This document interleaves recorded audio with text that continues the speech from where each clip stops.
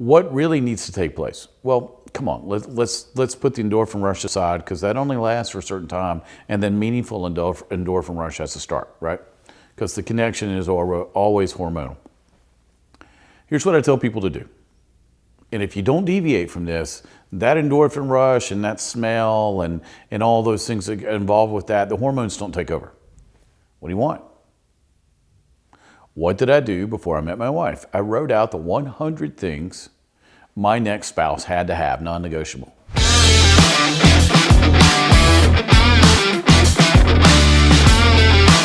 Hey, this is Scot Ferrell. Welcome to What's Your Problem? Now, great topic today, one I had to handle this past week. What do you do when the ex-love shows back up? Now, let me put some qualifiers on this. You're not married, the person's not married, you've been together somewhere in your life, extended time period away, and then they show back up. What do you do?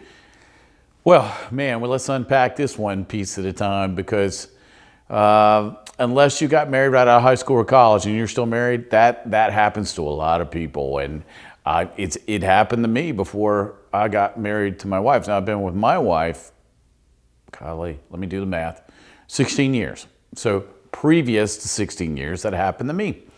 And the feelings come up, and so let's take this from a non-emotional, non-heart pounding moment of the passion of the kiss and what I feel when they're around, and stop.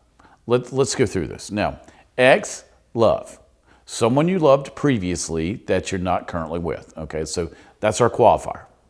Someone you passionately loved, probably in love with, took an extended time period away, and then somehow, some way, they've come back in your life. All right, so let's look at this. It's no different from a job.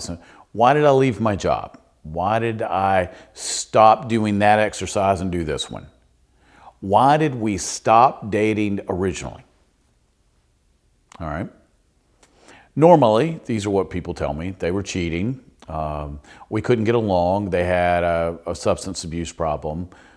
They were Peter Pan, a lot of Peter Pans running around. If you don't know what that is, look it up. They weren't mature, whatever it was.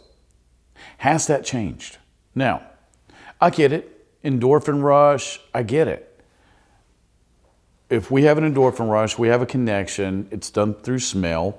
If we have that, chances are it doesn't go away. But does the smell you get or the endorphin rush you get from someone qualify them to be your mate, your spouse, someone you date? No. That just means they get your engine started. That's it. What really needs to take place? Well, come on, let's put the endorphin rush aside, because that only lasts for a certain time, and then meaningful endorphin rush has to start, right? Because the connection is always hormonal. Here's what I tell people to do. And if you don't deviate from this, that endorphin rush and that smell and all those things that get involved with that, the hormones don't take over. What do you want? What did I do before I met my wife? I wrote out the 100 things my next spouse had to have, non-negotiable. And I would even take my list on dates and go, here's what I've done. I explained this to girls, and I'd go, here's what I've done. You're not everything on this list. Now, would you like to be friends? Because chances are I'm not everything on your list, and nobody got mad. And they said, sure, I think that's a good idea. And then I would help them do their list. If you do that, hormones can't take over, looks can't take over, a sexy outfit can't take over, how good they kiss can't take over, or what you remember that you did with them can't take over. What do I really want? Why did I break up with them? So now you can take out a piece of paper. All right, let's go through this. It's the same reason why you fire employees. It's the same reason why you quit a job. Why did we stop dating? Start writing. Has any of this changed? Any of this? Now, I'm not saying in all categories, because sometimes people reunite. It's great, but not most of the time. All right, so any of this changed? Has any of this person's programming changed? Remember, 0 to 7, if you've ever heard me speak, we're programmed from 0 to 7. Have they changed their program? Yes or no? All right, so now if we can break this down from a non-emotional, non-hormonal filled excitement, then we sit and go, are they going where I'm going? Do they have the same outlook? Now, let's say the people were in their late 50s, but the last time they dated, they were 23. All right, so now we've got, let's say, 35 years in between. A lot happens in 35 years. Kids, ex-spouses, job changes, what we want in life, where we're going, where we want to end up, because now in our late 50s, we're looking at the so-called last half of our life. If you ask a life insurance commercial, what do we want? What I wanted at 23 may not match what I wanted at 58. And what if they're the same person from 23? I always tell people, don't do the kissy huggy thing. Don't let them get in your space. Step back and evaluate. Because not many people make very good decisions once they start the kissy huggy thing. Hormones have taken over now. Now I'm in the vicinity of your smell. I'm not going to be able to really combat that, right? So step back and go, why is this person here? Probably a booty call. A lot of people show back up, want a booty call. Well, come on, it is what it is. We're all adults. We're all older adults. Come on. If you went through 70s and 80s, you know what a booty call is. Do you really want to be a booty call? Seriously. You owe yourself more than that. I know God's going to tell you you're worth more than that. What do you want? How many times a day do I ask this question? What do you want? I've asked it 3 times today already of 3 different people that called me with a problem. What do you want? All right, now, if this person's legit, let's say that this person, let's say you're female and he's a guy, meet for coffee. Just coffee. Hey man, what's going on? What do you like now? It's a job interview. All right, so if they pass the first interview, you go have coffee again, maybe dinner. But just dinner, separate cars. You go home, that person goes home. What's going on? Do you have the same belief system? A lot of times with us, my generation, a lot of us were hell raisers. I was demon from hell. But now I'm a pastor. Now my belief system, my ideals, everything's changed. Everything about me has changed. I'm not even the same person. That guy's dead. Is that person still the same person, or did they progress?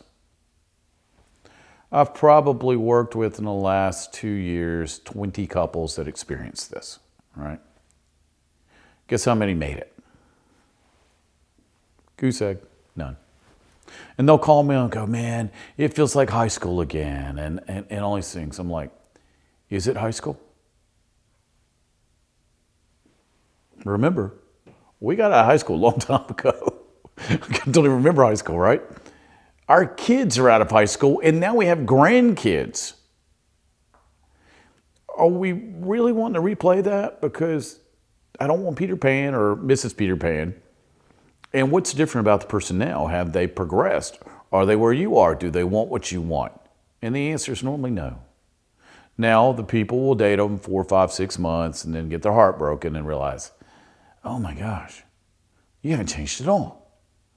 I could have told you that up front. Get your questionnaire out. All right, what are your ideals? Who do you believe in? Do you believe in Christ? What do you want? Where are you going? Go through it. We didn't do it in high school because we were ruled by hormones, right? Oh man, she's pretty. That's all I needed right there. Now in my late 50s, I'm gonna need a whole lot more than that. Rule of thumb, figure out who you are first and then you can date. Until you figure out who you are, stop dating. Until you figure out what you want, don't date, because you're gonna date people you don't want. If you don't know what you want, you're gonna end up with something you don't want. Especially if you're reaching back for a memory. Yeah, I have dinner with my prom date from when I was a senior. She's a lovely woman. And in high school, I loved her deeply. I still love her as a person. But now she'll come and have dinner with me and my wife. Why? I still love her as a human being. She's a lovely, wonderful human being. Now, could we be together now even if I wasn't married? Probably not. But she's still a lovely human being, so we like to talk, and I advise her on life, and I help her out with some stuff, and we still laugh, but the hormone exchange is not there, and we don't sit and cuddle and hold hands because I'm with my wife, but she's still a lovely person. She will always be a lovely person. I'm always going to enjoy time with her, but that's as far as it goes. Why? That was high school. This is me now. This is her now, not from high school. We're not the same person. We're going to wait. That was the last one. He does it a certain amount of time. Now it's just rumble. Now we can go again. You ready? Yes. Start back just a bit. Trying to think of where you left off. We're not the same persons where I left off. So just back up just a bit. I don't have any idea what I said then. You were talking about, You don't hold hands, you don't cuddle. yeah. Okay, you want me to start there? Yeah. Here, let me make a note about what. All right, you ready for me to go? Okay, so 10:27. Okay. You ready? Yep. We don't hold hands, we don't cuddle. My wife's there, but I still love her. I still think she's a phenomenal person, and she's going to be a phenomenal person for someone else. Why? The hormone exchange is not there. It's 40 some years later. I don't feel the same way. We're not going in the same direction. So let's say that last week an old love called you. Oh my goodness, I can't wait to see you. Oh my goodness, you're all I think about. Y'all know the lines. You've heard them. You've heard them on movies. You know what's going on. Okay, let's have coffee. Don't let them come over. There ain't no smoochy. Nobody's holding hands. And you sit down and go, what's up? Man, why are you back in my life? Why are you here? What do you want? Chances are, if it's a guy calling a young lady, it's a booty call. He's wanting what you used to do 40 years ago, even though you're not the same person anymore. Now, if it's reverse, let's look at that because it does happen. Normally not a booty call. Normally it's feelings or they need something and need money or whatever, but can be feelings. So you always have to evaluate at coffee, what do you want? Where are you going? What are you doing? Where are you working now? Are you traveling? Do you have kids? Do you have grandkids? What's going on? But the whole time you got your list, right? I used to take my list on dates. Are you on my list now? I can get anybody to smoochy with and do all that other stuff. Are you on my list? Are you going where I'm going? I'm 58 years old. What do I want? It probably ain't you. Here's the problem.